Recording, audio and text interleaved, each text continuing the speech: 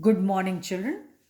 Today we will study relative strength of acids and bases. Children, remember the strength of any acid or base depends upon its degree of dissociation, alpha, right? How? Higher the alpha means degree of dissociation, the more it ionizes, dissociates, more will be the number of H plus ions, and stronger will be the acid. So it depends upon its degree of dissociation, which is alpha, which in turn is directly proportional to the square root of their dissociation constants Ka or Kb. How? For weak electrolytes, we have seen K is equal to C alpha square. So alpha is equal to under root K by C from here only. Now you see, children, suppose I have to compare the strength of any two acids, strength of acid A, H1 upon strength of acid A, H2, right? So this is equal to what? Alpha 1 by alpha 2, right? So alpha 1 is under root K by C. So for acid 1, it will be Ka1 by K by C1 upon alpha 2. So you see when we put the values, it will be C2 upon Ka2. I hope that was basic maths you know, right? Then if C1 is equal to C2, then this CC will get cancelled in that case. Then what will happen? Alpha 1 by alpha 2 will be equal to under root Ka1 upon Ka2. Right, children? So this is what happens in case of acids. Had it been a base, in that case what happens for a base? Alpha 1 by alpha 2 is equal to under root Kb1 by Kb2. This is for base.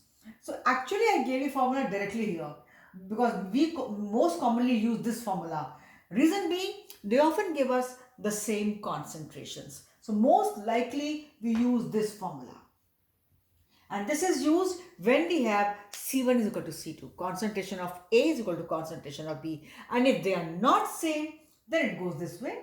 Alpha 1 by alpha 2 is equal to Ka1 upon C1 into C2 upon Ka2 from this formula only.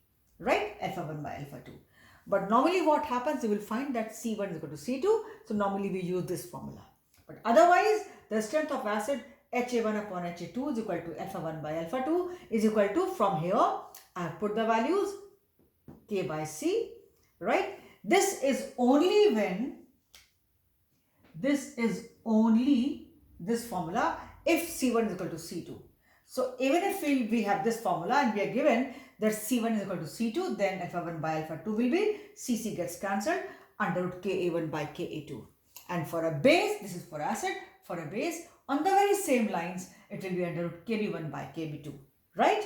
So children, we have seen higher the value of alpha or say Ka or Kb in case of acids, right? Higher the value of alpha you see is directly proportional to under root K. So higher the value of alpha or Ka or Kb, as we have seen here too, stronger will be the acid, and if it is B, the base. So formula is very much same.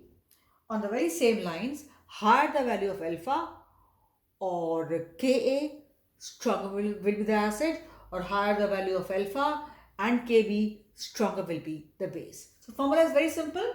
Alpha 1 by alpha 2 is equal to under root Ka1 by Ka2 normally.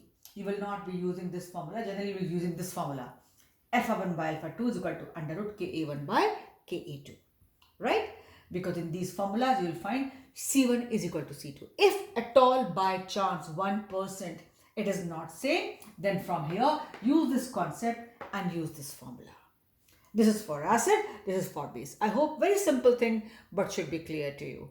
So as it was very clearly said, it depends upon the degree of dissociation, which in turn is directly proportional to the square root of the dissociation constants Ka or Kb, K here, right? In case of acid, this K changes to Ka. In case of base, this K changes to Kb. So the strength of two acids, alpha 1 by alpha 2, is most commonly equal to under root Ka1 by Ka2, and for base, Kb1 by Kb2.